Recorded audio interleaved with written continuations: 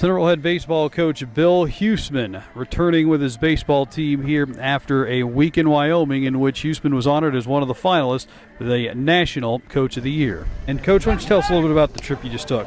Well, it was kind of a quick one. We played Sheridan in a doubleheader conference contest on Monday night.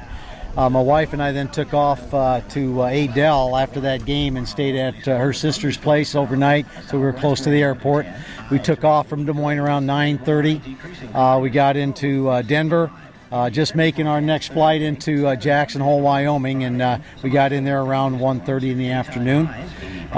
Checked in, kind of found out where things were at. I was supposed to do some a little clinic on Wednesday, so but other than that, we just kind of relaxed, walked downtown, saw Jackson Hole, and got a few souvenirs, that kind of stuff, and relaxed.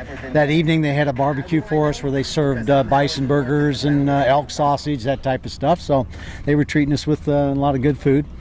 The next day, I got up at 8:30 and had a mini clinic with a lot of the other coaches that were there. There were 8 finalists in the baseball, as they do with 19 different sports, but they have 8 finalists.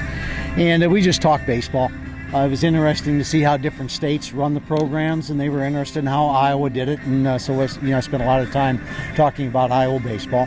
And I know, you were just telling me earlier that this time of year, even though it's nice and summery, not always the case out there in Wyoming where they hold this clinic. No, that was kind of the downside of it. It was very cold. We had a lot of snow.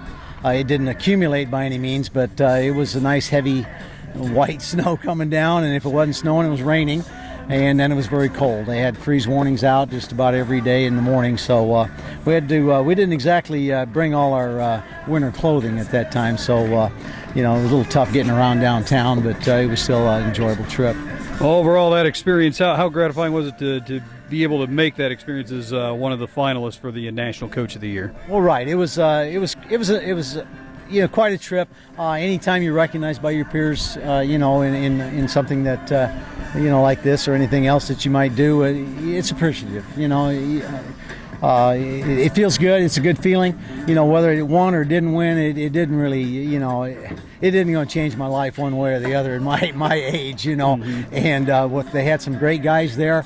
A gentleman from Oklahoma was the winner from our baseball group, and he had outstanding credentials, and I congratulate him in Oklahoma.